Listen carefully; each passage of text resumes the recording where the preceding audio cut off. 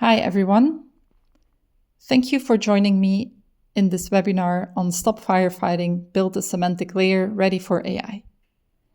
I use firefighting a lot to describe people who work in the BI layer. BI admins, BI engineers, BI analysts, they all have to react to things that happen outside of the BI layer, like a broken pipeline or business requirements that change. Today, we are focusing on building a semantic layer ready for AI. Why? Because we've seen with a lot of our customers that they have started building AI in BI chatbots, but they don't really work. A lot of times, people use natural language to just describe their needs. But AI does not know the difference between a report that hasn't been accessed in 90 days versus something that was built specifically for this use case. That is why a semantic layer is really important if you want to have a successful AI in BI project. First, quickly, a word about me. My name is Anouk, and I am the VP of Product at Datalogz.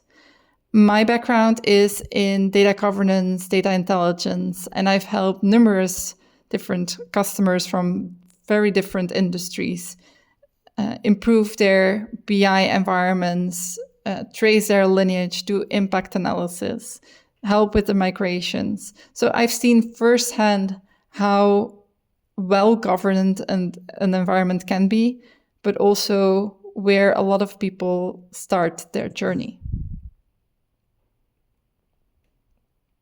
So now I want to talk about the Monday morning problem. Anyone who is listening here has probably had this problem before. On Monday morning, your manager comes to you and says, "Hey, I've been looking for this answer, but these different reports show different answers. Which one is the correct one?" Now you have a really big problem. Same metrics, different answers. Because the way most BI teams work today is like this. Every dashboard is a one-off delivery. You create a ticket in ServiceNow, in Jira, someone builds the report, ships it, and then moves to the next ticket. It's like a report factory. And that's how you get report sprawl really quickly. No one is really checking where the reports go, who has been actually using them, and what happened to it. And that is how the Monday morning problem came to exist. And in the end, it isn't really a reporting problem. It's a control layer problem. There are dozens of reports re-implementing the same KPI logic. So which one is the correct one? I don't know. Multiple semantic models are answering the same business questions differently. Why is that? Isn't there a naming convention? Do we actually know what the words we use in the reports mean?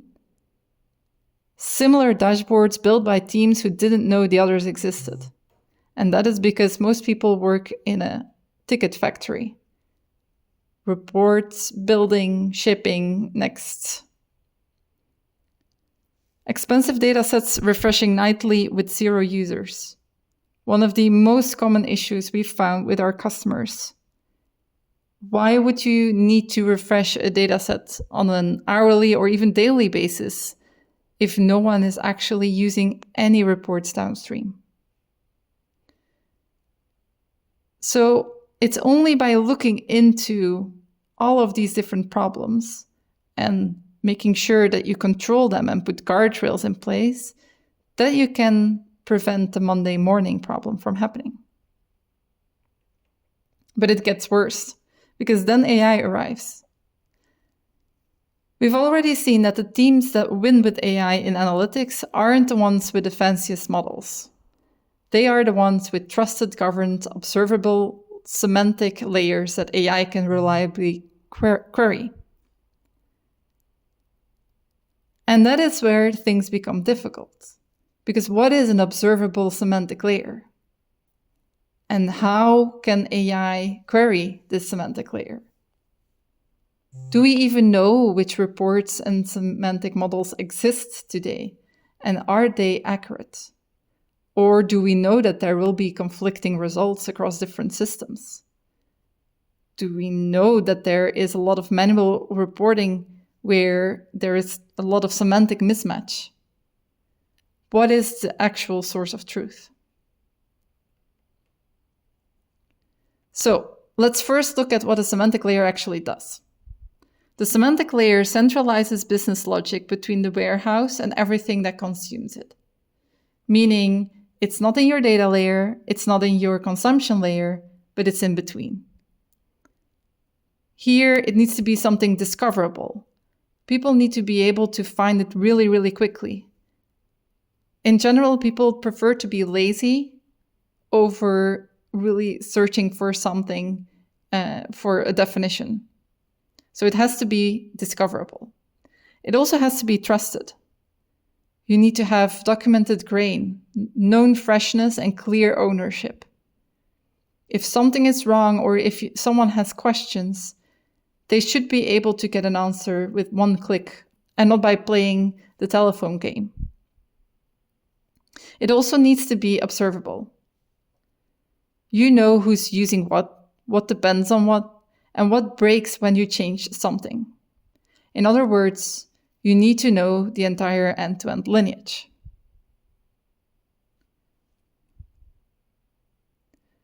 So where does the semantic layer live exactly? It's not in your raw layer. This is where your data comes in, where it is as it is received. It's not or only minimally transformed. Next layer is a refined layer. There's also no semantic intelligence here. You do some basic type fixing, deduplicate data, make it ready for reliable joins, and then comes the conformed layer. This is where you build your shared dimensions. Now you have a customer, a product, date, and everything has consistent keys. And only then, when your data layer is ready, you have your semantic layer. Now you have your certified models, your centralized KPIs, and you also have your documented grain. Again, no questions should be unanswered. Everything should be in the semantic layer. And if there is a question, there should be clear ownership. And only then comes the consumption layer. Now you have your reports, your dashboards, your analyst queries, your ML features, and your AI copilots. This is where your AI models will work the way they should.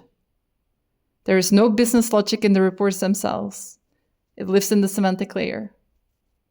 Your AI in BI tool is using the semantic layer to understand what exists in the consumption layer, not the other way around. But how do you really enforce this rule? Now let me ask everyone in the chat, which of your datasets are refreshing daily but haven't been opened in 90 days? I'm really curious to know the answer. Does anyone actually know?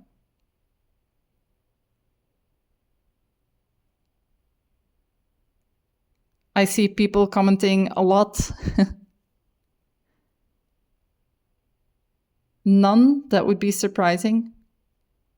So in general, a lot of people don't really know what the refresh logic is in their BI environment, especially in large environments with several capabilities, folders, workspaces. Depending on your BI tool, the reports can literally live everywhere. Same for your datasets. So we need to look at the infrastructure, your semantic models, the datasets. Who is using what? Which dashboards depend on which models? What breaks when you change a metric? And what's consuming refresh capacity with no value? In other words, do you understand the lineage of your semantic models? If the answer is yes, that's great. If you understand the lineage of your semantic models, do you have usage analytics on top of that? The answer is yes again, that's great. Because then, only then, you can start reducing the observability gap. And then you can start building a semantic layer that wins and not fails, even though they are well designed in theory. So from tomorrow onwards, let's start building a semantic model that is modern. Let's have a semantic model where you have the inventory as a system of records. You have a 360 degrees observability on top of all of your BI environments. You have automated governance, and you have change intelligence in the form of a lineage. Let's discuss a few real examples. These examples are from our customers, anonymized of course, but there are real problems where they needed answers. First example, revenue definition drift. 3 different departments, finance, sales, and marketing, have different definitions of revenue. Finance uses invoice date, while sales uses order date, and marketing uses attribution. That makes things difficult because what is revenue really? So the solution here is to have one certified definition. And this definition can come with a lot of sub-definitions, like revenue underscore daily or weekly, monthly, revenue underscore invoice date, revenue underscore attribution. As long as you have documented grain and logic, it is all okay. Everything relates back to the concept revenue. If your CEO now asks you about revenue, you can give him or her the right number based on the definition that is documented. The second example. There was confusion about the concept of an active customer. Why? Because what does an active customer really mean? Does it mean active in the last 30 days or last calendar month? Purchased versus logged in? Again, the solution here is having separate documented metrics.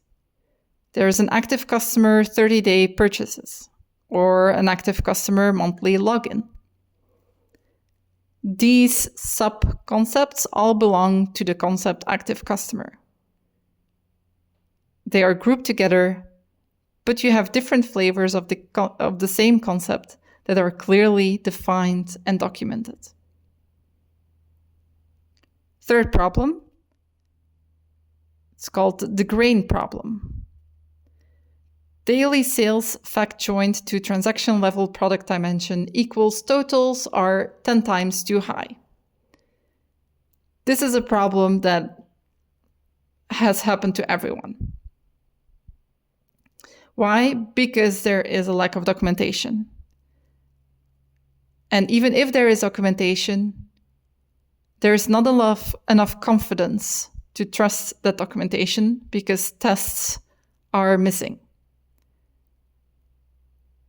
So the solution here is explicit grain documentation and also including the tests that enforce it. There are, of course, a lot of other real examples that we can discuss. So feel free to type anything in the chat and we can come back to it later.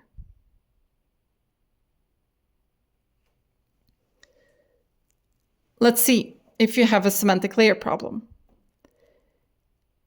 If 1 or 2 of these statements match, you can assume that you have a semantic layer problem.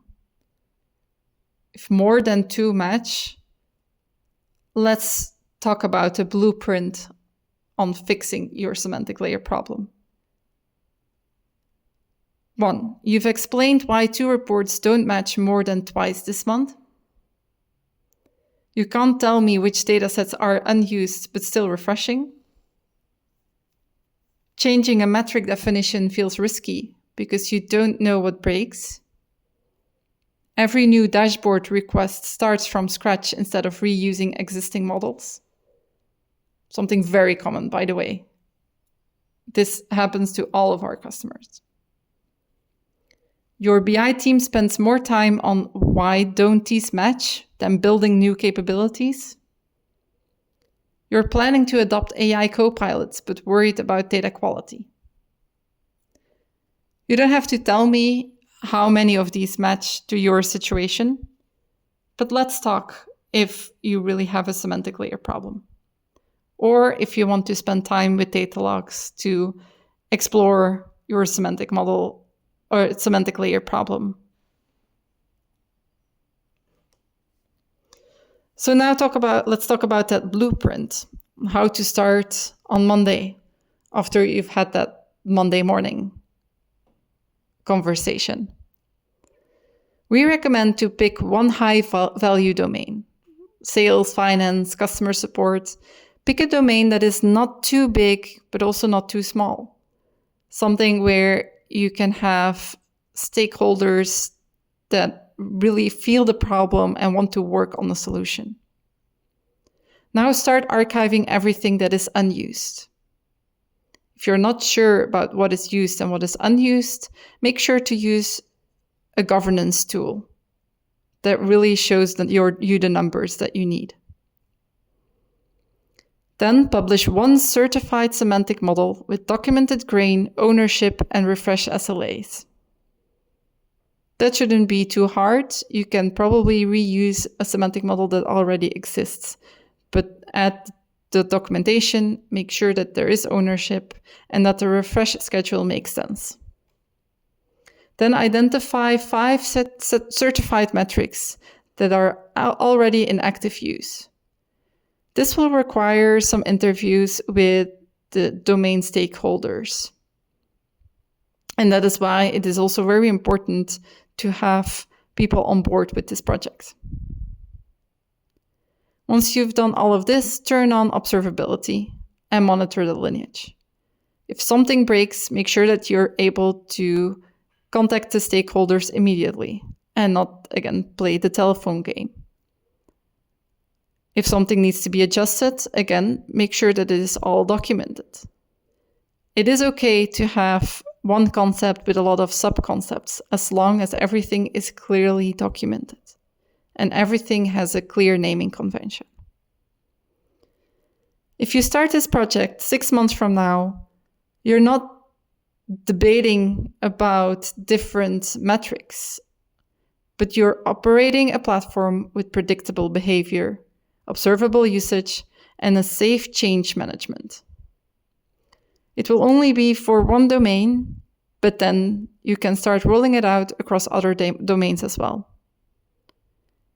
And then, when your organization starts experimenting with AI copilots for analytics, your semantic layer is ready.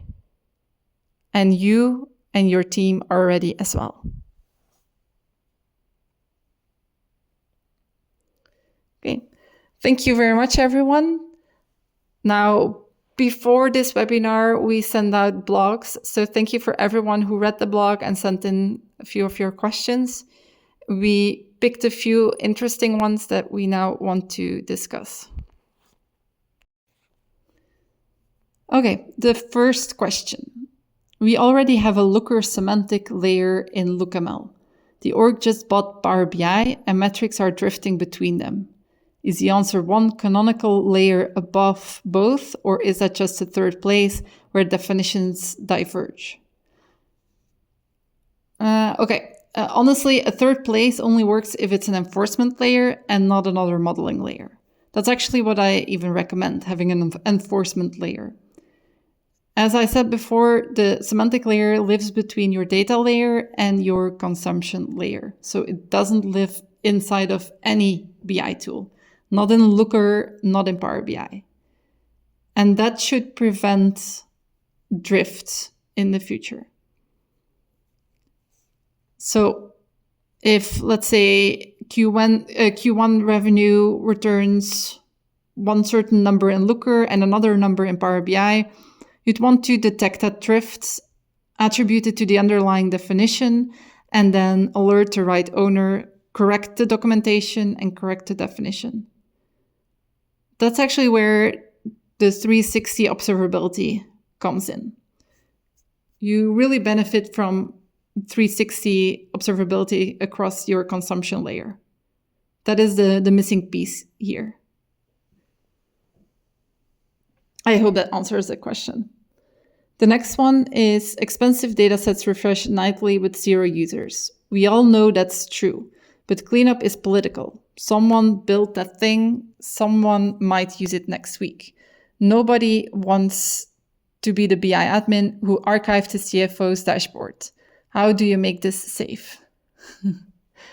Yeah, I think everyone also feels this. So there are 3 things to keep in mind. You need to have evidence of something being unused, costing a lot of money. You need evidence for the action that you're going to take. You also need to understand the blast radius. With this, I mean the social blast radius.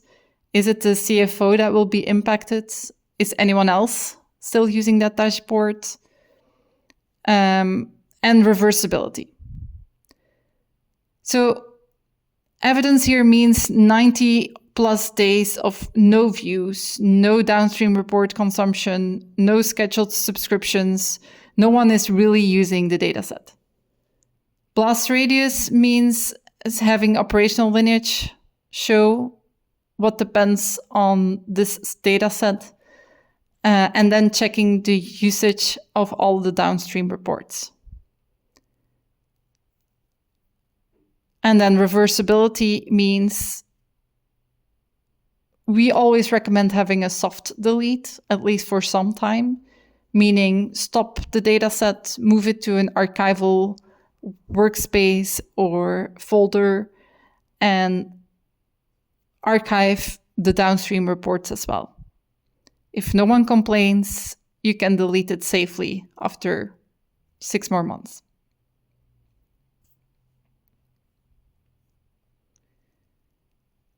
The next question, everyone is asking, are we AI ready? What is the real checklist? Because the demos all look magical and the production deployments are all a mess. Okay. AI readiness depends on how well can someone converse with the AI chatbot. How well can someone use natural language and actually find the report and the numbers that someone is looking for? Because LLMs will happily aggregate the wrong grain and will never tell you why it selected one number or one report over another. That is why you need to have everything mapped out. You need to have one single canonical metric per business question with synonyms mapped. You need to have clear documentation on every measure. And you need to limit the certified measures. Then you also need to make sure that someone has ownership. If something changes, if something fails, if a pipeline is broken and downstream the numbers have changed and you're talking about one specific concept like revenue or active customer, you need to know, or you need to be able to contact the stakeholder who owns this concept so that he or she can make sure that every report that is using this measure can be flagged as being inaccurate until the data problem is solved.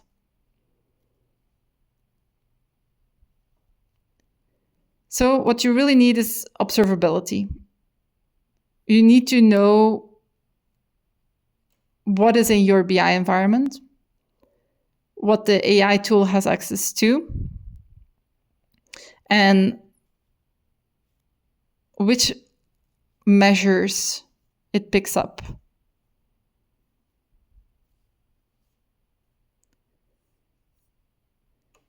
Now, already the last question. Who actually owns the semantic layer? Is it data engineering, analytics, a BI center of excellence?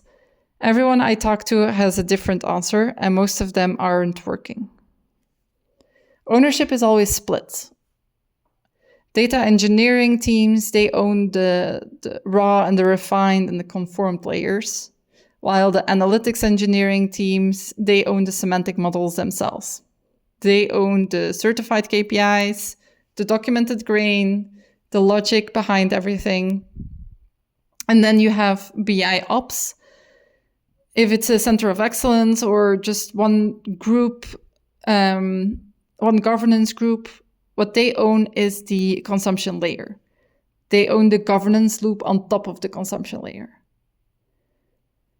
This split is important because if people do not agree and do not work together, there will be semantic drift really quickly. The data engineer and the BI analyst, they have to work together because the BI analyst is already too far from the warehouse, while a data engineer is too far from the consumption layer. So it's by working together that you will have a successful plan for your semantic layer. Okay, I hope that answers all of these questions. Thank you again for everyone who sent in the questions. I see that there are a lot more questions in the chat. We'll make sure to answer everything offline and send you the messages. Thank you again for listening to this webinar. Come find us if you want to continue the discussion or if you want to assess your BI estate. Also make sure to check out our resources on the Datalogz website. Thank you very much for listening, and until next time.